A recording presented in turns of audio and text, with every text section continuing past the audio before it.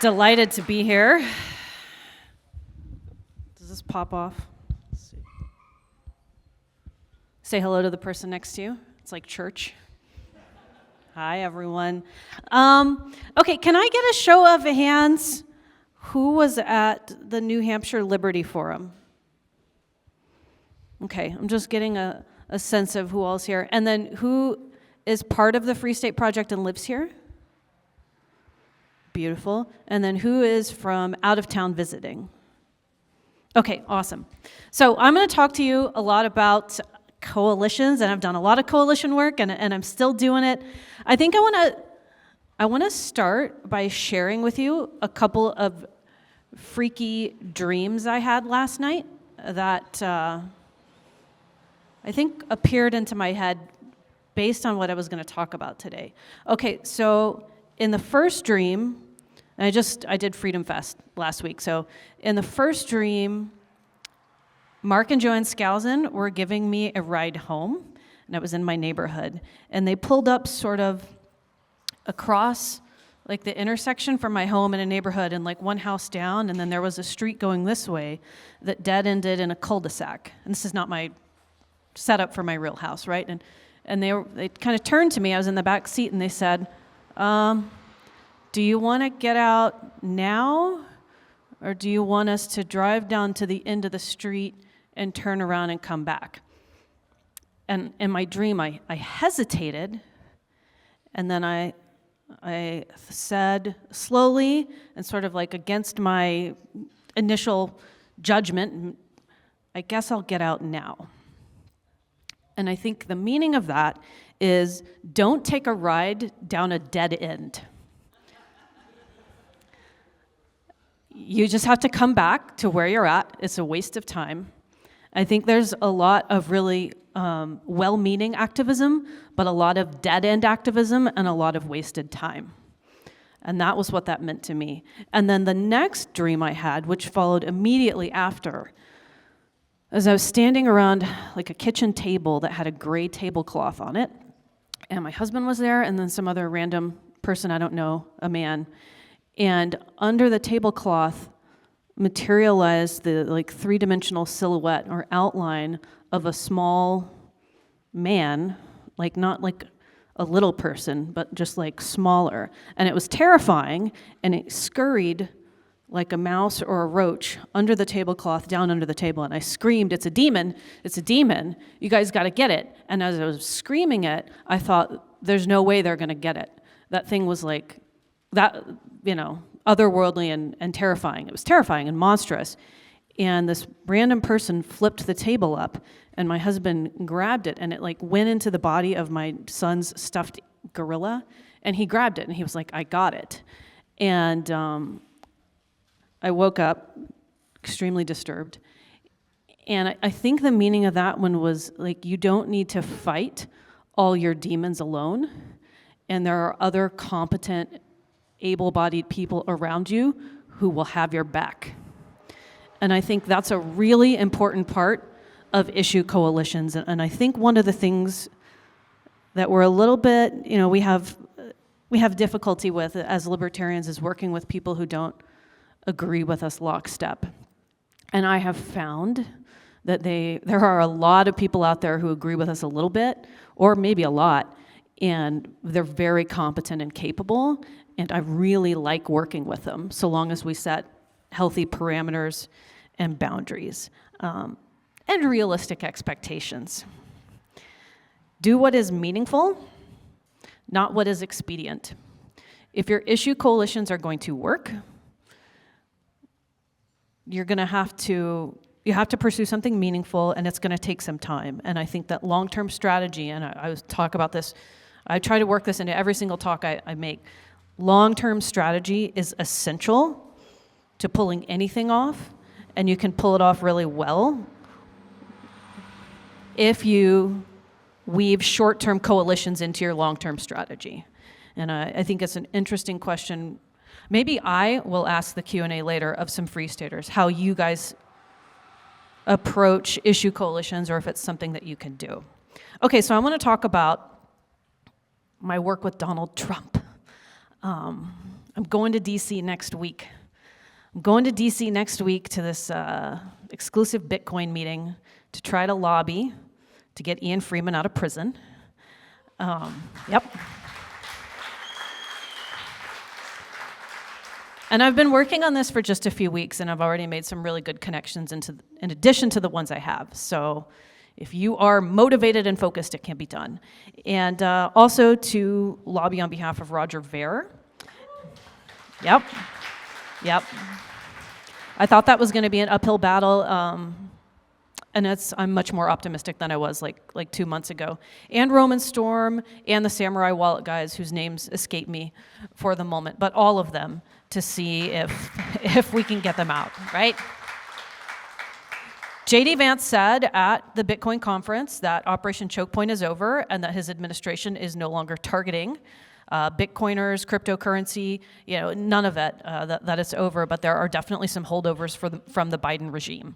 So we are going to go and plea with him, and part of that is going to be a midterm coalition strategy. So who is super excited about the way things are looking in the federal government right now? You're very excited about foreign policy, right? Yeah. Doge, yeah, all that stuff. Okay, so here's my pitch, and I would like your help. I think the website is lpmisescaucus.com/midterm-demands. So keep that in mind. It's on the Mises Caucus website, midterm demands. My pitch to the administration is, I don't think you're going to have libertarians and Bitcoiners and independent voters showing up to the polls. I think most of them they're probably just not going to vote at all. Maybe they're going to vote in a couple of elections, but they're very disgusted and disappointed and burned out. And I know you guys are working really hard. I have to be the one to say all the nice things, right? That's my role, because I'm your intercessor. But it's going to take something to get us all to turn out at the polls again, because not everybody is going to be Pollyanna about it like I am, which I am forced to do for your benefit, so you don't have to do it. You're welcome. Yeah, I ran, yum. Just serve me up another shit sandwich. I just love eating them. So I think it's really challenging to get Congress to do anything, right? It's like negotiating with 300 psychopaths and all their lobbyist entourage. It's so difficult. So I have found that it is literally easier to work with the president than Congress. So I just want to ask him, can you free our prisoners and maybe do a few other significant executive orders, and I'll try to rally support for you, But that will help you rally support for your midterm picks, and then maybe people will hold their nose and they'll go vote for Ted Cruz or whoever it is, It's going to take some work. And there'll be some work that man needs to do, and many others like him. But that's my ask, that's just one of my asks. Yeah, poor Ted Cruz. You get what you deserve. So that's sort of where I'm going with this. And how did I get into this position, right? Okay, so I don't know if I will just tell the story. I've told it so many times, but how did I get a meeting with Donald Trump? So I was just doing my thing one morning. It was 7 o'clock in the morning. Rick Grinnell texts me out of the blue that and he's the former director of national security, former ambassador to Germany, and he's currently the special envoy diplomat to North Korea and some other problem child countries like Venezuela. And he's like, "Oh, I got your number from some mutual friends." I was like, "Who's that?" Mutual friends. So I was just like, "Okay, sure," maybe some people through Freedom Fest. And so I composed myself and called him after I had a cup of coffee. And Rick should teach a master class in diplomacy because he's very good at it. And I learned I'm pretty good at it too, because he asked what libertarians thought about Donald Trump. And this was like 2023. And I was like, oh, well, there are some things we do and don't appreciate about his presidency. And so, I was like, we really liked that he didn't start any new wars. Yeah. And, I had some other nice things to say. I promise I did. And, I was like, and we're very sympathetic to his persecution by the deep state, because some of our own people have experienced that. And so we hope that ends. And, there's some things that, leave room to be desired. We weren't really thrilled with drone strikes in Syria and the assassination of General Soleimani. But, there's always room for growth and collaboration towards peace. So Rick liked that. And so he flew out to meet with us, shortly after that, a couple weeks later. And I just had dinner in this, kind of, I think the food is really good, but it's kind of a shithole restaurant. And Donald Trump called me. And so I'm just sitting there with a plate of fried chicken with the former director of national security holding my baby and talking to Donald Trump about the Libertarian Party. And he was like, you're not going to win. You're not going to win. And I was like, well, that's okay. I don't really expect to win. And I mean, personally, I don't really care that much. I don't, there's a lot of things I want to accomplish, but winning the presidency is not on my short list right now. And so he was like, well, what do you want to care? I was like, well, let's talk more. We want to see libertarian things happen no matter who the president is. And the fact that you're reaching out is huge, And he was like, oh, I've read a lot about you. And I was like, oh, same, I really enjoy, watching you make heads explode on social media. And he was like, yeah, you make a lot of heads explode too. So he had looked me up on Twitter, which was kind of surreal. So he does his homework. So I talked to him for 45 minutes, and he knew all about Joe Jorgensen, and he had the vote percentage off. But he was really convinced that the Joe Jorgensen vote was part of what cost him the election, besides that it was stolen from him, which he definitely believes. And some of the stuff I've heard from some people in the admin, it made me it gave me a couple of sleepless nights about some of this voting machine stuff. We'll find out if it's true, hopefully.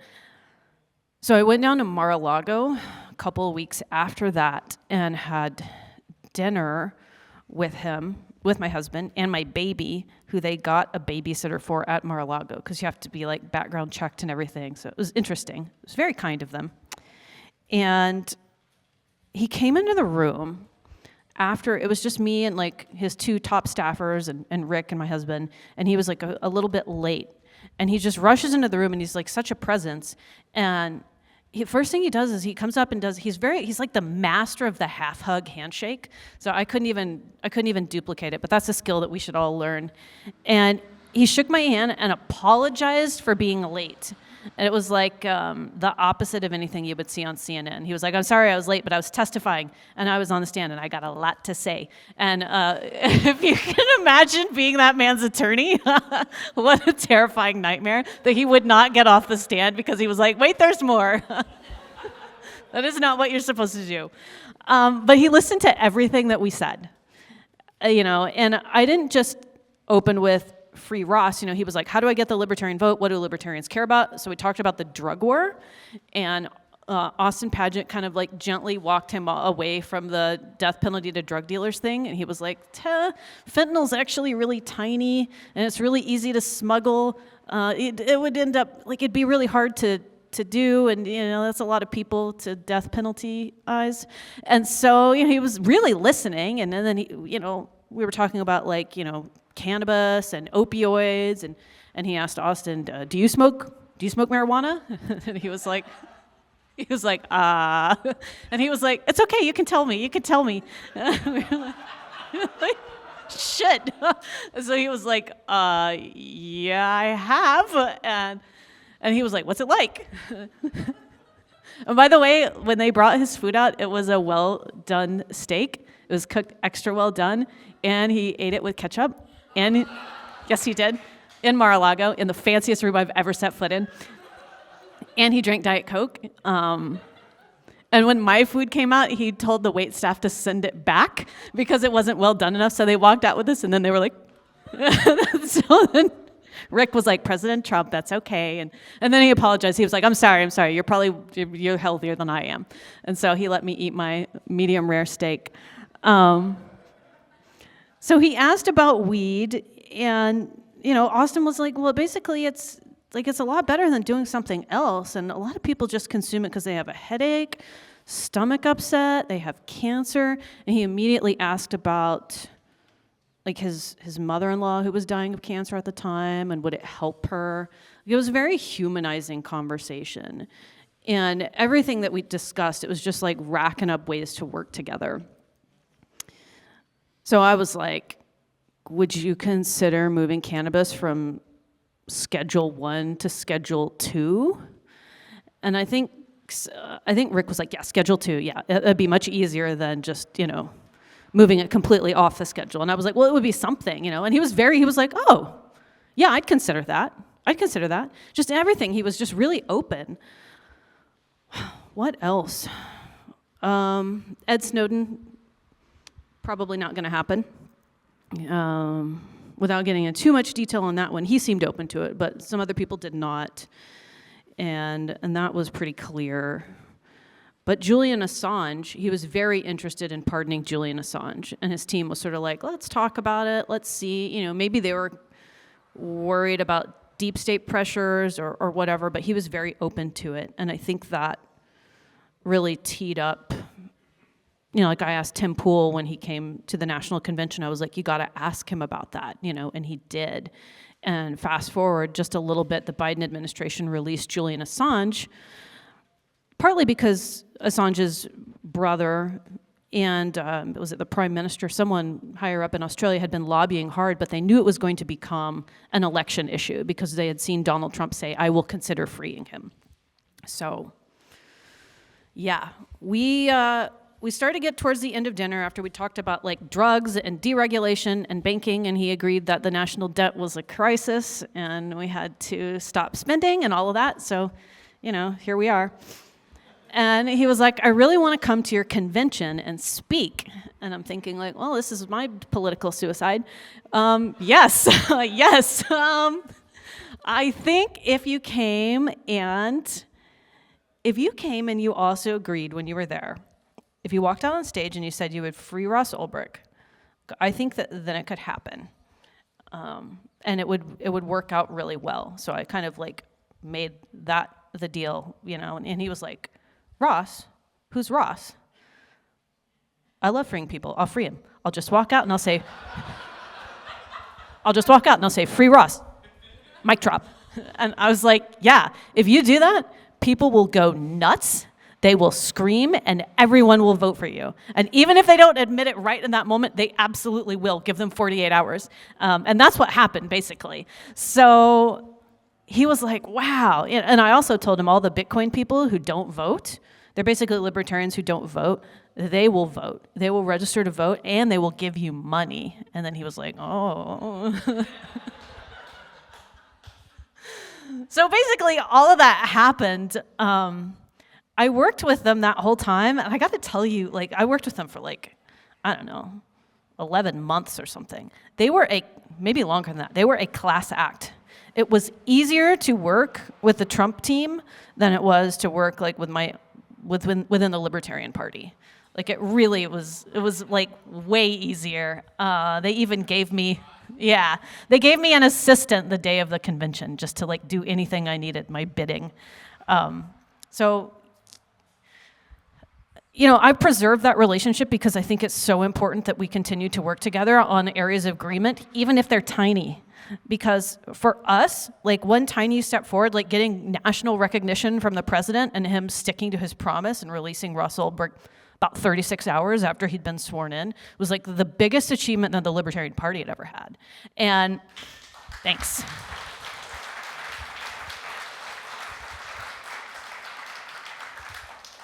And I'm gonna do it again. We're gonna get our guys free.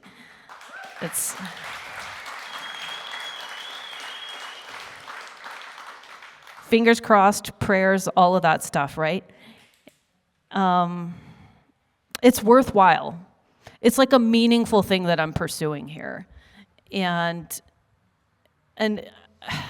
like we have, what, 2, 3, if you count Mike Lee, which I do because I'm super nice, libertarians at the federal level. We have Rand Paul, we have Thomas Massey, we have Mike Lee, sort of, kind of.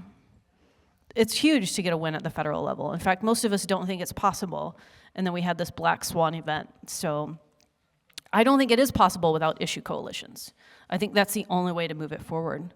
So let's jump to another coalition that I've been working with that I also caught a lot of heat for, and that's Robert F. Kennedy Jr. Also the executive branch. This is my trend here, Congress. It's just not viable in my opinion. I would love to see people take it over, but that's going to be a tall order. Kennedy, I think, has done more libertarian things than any elected libertarian has done at the federal level, because he's able to just go and mostly do them.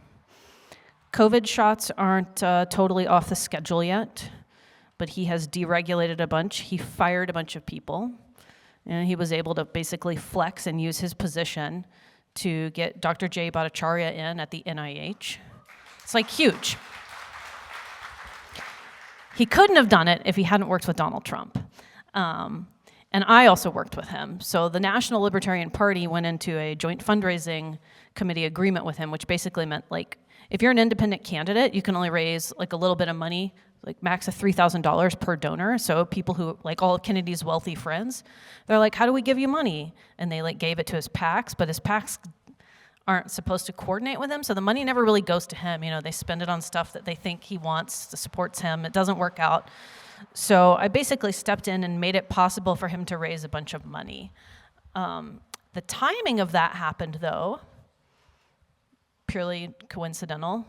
Maybe a little too late in the game for him to take off and be like a heavy contender against Trump. He was polling at like 10 to 15%, and so he wasn't going to win it, and he was polling kind of 50-50 from both of them, but his campaign became afraid, that Kamala Harris was going to win and we were going to descend into communism, which is really interesting for someone on the left to say.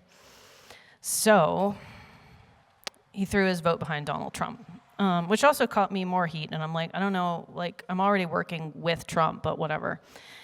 And what's really interesting is, not only did we get, and he is a lifetime member of the Libertarian Party and has been like red-pilled in a lot of ways, which is really optimistic. So we do technically have a member of the Libertarian Party in a cabinet position. We do technically have that. But the other thing that he did that was really cool is he vetted like 300 libertarian applications to go into the administration. And I got to do the background checks on a lot of them and the reference calls, all of that good stuff. So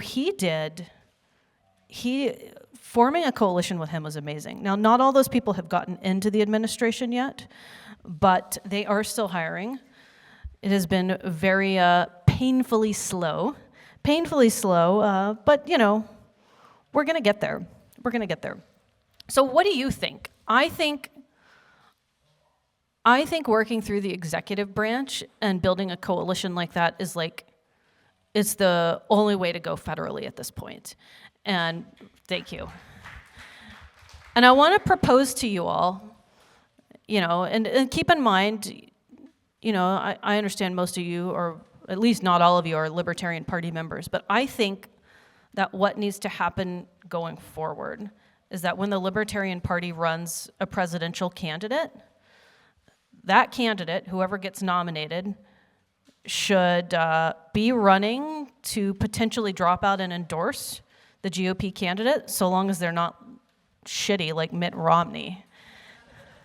And if they are, like, we need to run like a Dave Smith against them and wreck them and teach them a lesson. But in exchange for a cabinet position or a transition team spot. That's what I think. And there's so much grief right now over foreign policy, understandably so. But could you imagine? We might be in a slightly different position if, in addition to Tulsi, we'd gotten someone else in, because maybe Dave Smith had been there making picks, and Scott Horton had been making picks via Dave if he had run for president. So think about that. That's my proposal to you. Mull it over. It would take someone like Kennedy to pull that off. We can't just put up some random person, right? Like, it's got to be someone with a professional resume, charisma, money, the capacity to get people behind him. But we could repeat this over and over and over again, especially if we do a coalition behind this candidate. Like, what if we get someone from the Bitcoin community? What if we get like a CEO of a Bitcoin company, Robert Breedlove, who I did knock on his door to try to get him to run, and he didn't this time, but he wasn't like totally no. He was like, maybe no. Someone like that, because all the Bitcoiners, even if they don't consider themselves libertarian, almost all of them understand and agree with libertarian foreign policy, and they definitely understand sound money.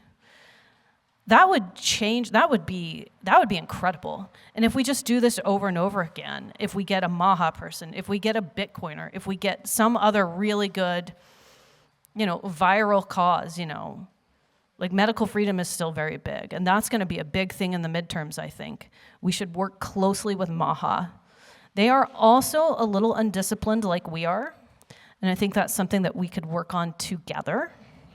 It is challenging to suck it up when people you have elected are doing things that you don't just disagree with, right? But you find them to be awful. But we have to keep our eyes, like if you work with another group, you need your accomplishments to be like narrowly focused. We're not gonna get foreign policy right out of the gate. It's not gonna happen. We got one political prisoner freed. Let's get a handful more political prisoners freed.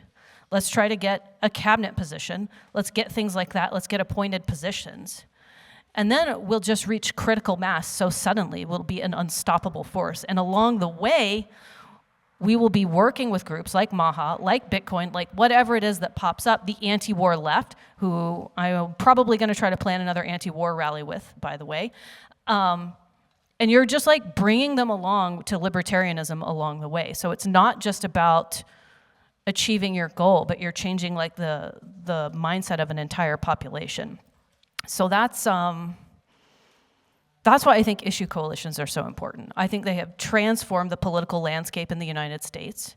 I think the only way forward from now on is deal making and coalitions, and they know that too.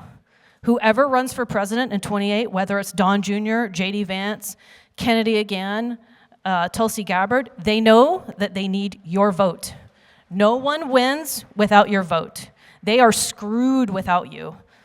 It's like you have, okay, let's say the two major parties have a shovel, right? And there's like a big pit of dirt. And the libertarians have this little kind of retarded shovel. And it's like, it's very narrowly pointed, right? And so the two parties, they dig and dig and dig, and they like get out dirt at the same pace, and they're like, kind of 50-50. There's like 1% of the dirt left, and it's in these little like holes, and I'm like, here I come with my retard shovel, and I get it out, and I'm like, which side gets it? Who wins? It's like whoever persuades me, whoever gives the most compelling argument, and then just chuck that shit over there, and then we get to claim a win, and we get stuff with it. That's going to be the future. You all are part of it. Every single person here, like your influence, the fact that you're here means you know what's up. You're influential. You know other people who know other people. Like you will help decide the outcome of the 28 election. And it's like not just like red team, blue team, right? But you'll get someone out of prison.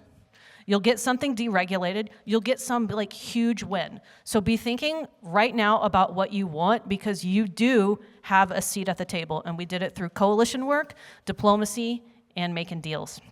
So thank you, guys.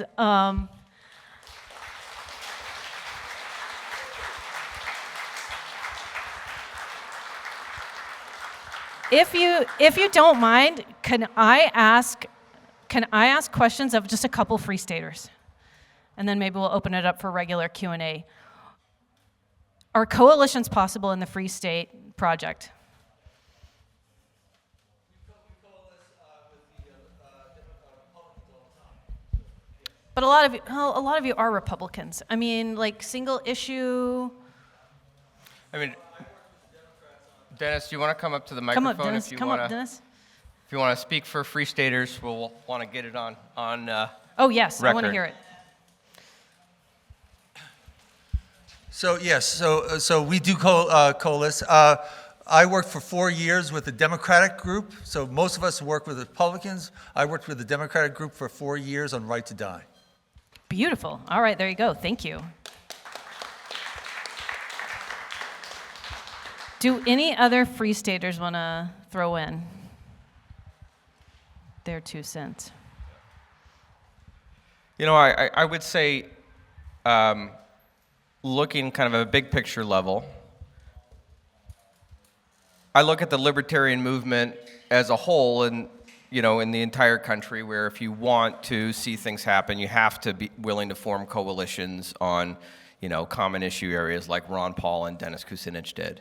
The unique thing, of course, about the Free State movement is that we are building concentration and numbers here, to which point, you know, ideally over time, as the libertarian movement here becomes more and more politically dominant, we will have to coalition less and less with people who, you know, don't share kind of the vision of freedom. But you know, I guess my general philosophy is always, if there's a single issue you're trying to work on, find a coalition there. But I think we're uniquely situated more and more to be able to achieve pure libertarian victories that you're not going to find, certainly in national politics and in most other states. Very cool. Does anyone have questions for me? Jump on up. Yeah, come on up to the microphone. And I do just want to say for questions, I just want to know, I want to make sure that, like with all of our guests here, that the questions we are asking are, you know, good faith, and I'm sure Angela's happy to take questions about all things, but let's make sure we're asking questions respectfully about whatever it is. So thank you. Hey, Angela.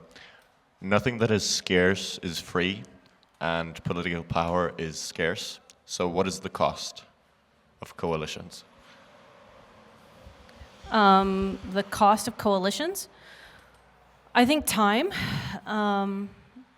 If you coalition improperly, it can cause a lot of frustration and heartache.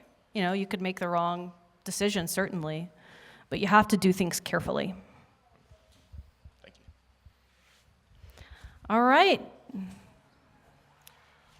I suppose I'll ask you. Yeah, yesterday we had Mike Termott here, and I had a hour-long conversation with him over in Liberty 101 about his experiences on the ticket and the recent decision that he's made to leave the Libertarian Party and join the Republican Party and work with the Republican Liberty Caucus. I'm curious, especially now you're not just former chair of the Libertarian Party, but you're also the head of the Mises Caucus now, which I've certainly appreciated the Mises Caucus. I think taking a more broad-minded view of what the liberty movement is, not constrained to one party, but trying to use these tools as vehicles to further the entire movement. I'm just curious for your thoughts and reflections on Mike Termott's decision to join the Republican Liberty Caucus. I'm certainly not offended by it. I think he is hoping to be more effective. I think, you know, his campaign was, I think the polite way to put it is that there were a lot of challenges and maybe not like a good branding fit between him and his running mate, and he's probably looking for something that's a better branding fit. Perhaps that is the RLC. I wish him the best of luck. I hope that he's effective. He's someone I tried to get an administration job for, by the way, and gave him the highest reference I could possibly give. And hopefully they'll still bring him in since hiring is so slow. It's not a no, it's just a not yet. I'm curious to see, I hope he checks back in and gives like a state of all things address on it in like a year. First of all, I'd like to know what you mean by trying to work with Congress is like trying to work with 500 psychopaths. Well, it could, I mean, 300 was an estimate. There's 435 of them. I think at least 3 of them operate in good faith. So, you know, I'm just the rough other- numbers. The other thing is, some people, I not among them, might not distinguish your coalition approach with pragmatism. So I'd Yes. like to give you an opportunity to distinguish those. Sure. I refer to it as radical incrementalism. Pragmatic changes don't tend to move things rapidly. Getting someone out of prison when they had no option for parole, that's pretty rapid. That's what I like to do. You know, trying to get like firing like 1,700 people from the CDC, that sort of stuff, that's really rapid, and I would say that it's pretty radical. Pragmatic, I think like, oh, we're just gonna like shave off a couple of tax percentage points and then like it doesn't ever happen. I think pragmatists don't usually aim for radical goals, and I'm only gonna do a few at a time, but I want my goals to be like radical and to shake things up. Okay, radical goals then. So what about offering to the Democrats or something like that, that if they just like liberate New Hampshire, we'll leave them alone?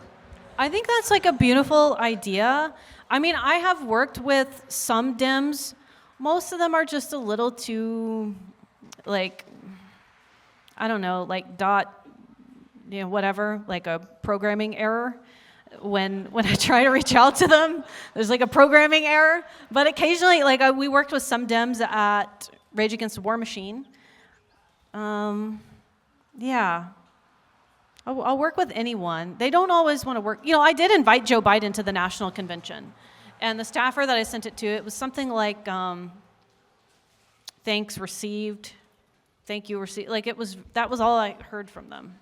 So they're just, you know, they don't have their finger on the pulse. There are 2 costs to the strategy you're arguing for, and I'm curious about how you would try to minimize them. One of them is that we get blamed for unlibertarian things that the Trump administration does. Yes. The other is that we have an internal pressure to modify libertarian doctrine in order to try to claim that bad things that Trump does are good things. And in my view at least, the Mises Caucus has had some tendencies in that direction for the last couple of years. I'm curious about what tactics you see for minimizing both of those problems. Sure. For the first one, I'll say you miss 100% of the shots you don't take, and that I think as a movement, we have been too reluctant to take risks. And I'm here to take risks, and that's the only way to move things forward, in my opinion. It's the only way I've ever seen anything happen. Now, as to the second, I think that different people within the movement and the party have different relationships. My goal is to be the ambassador and to sugarcoat things and to sweet talk and play nice. And there are other people's roles, like Clint Russell, to scream his head off and be very upset about things that happen.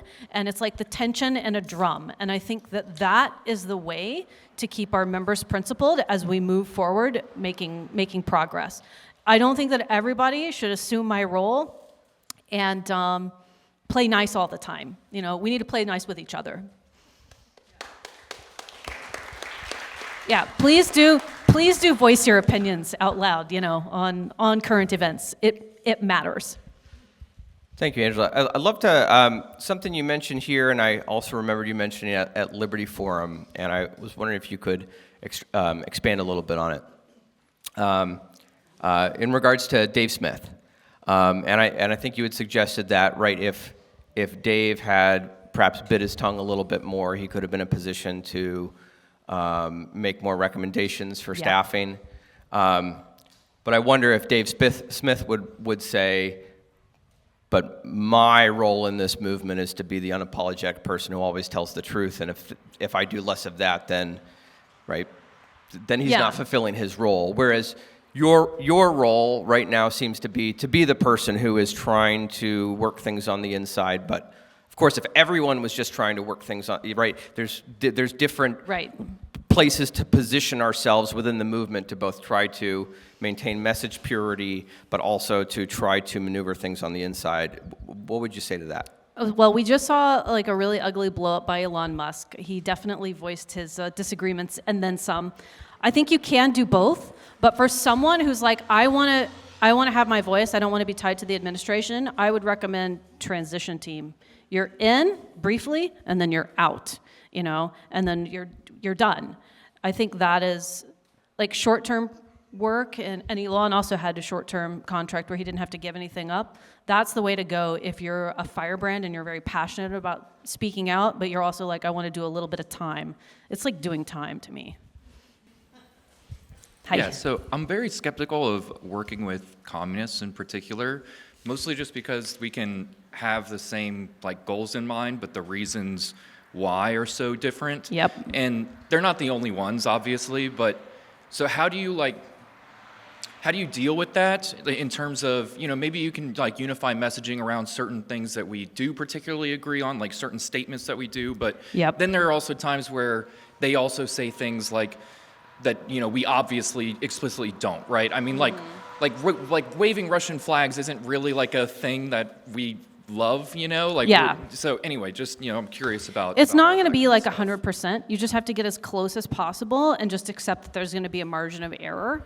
But like an anti-war area is really easy, and you just have to make sure that they're not like, by the way, we're for Russia being like, no, it's anti-war.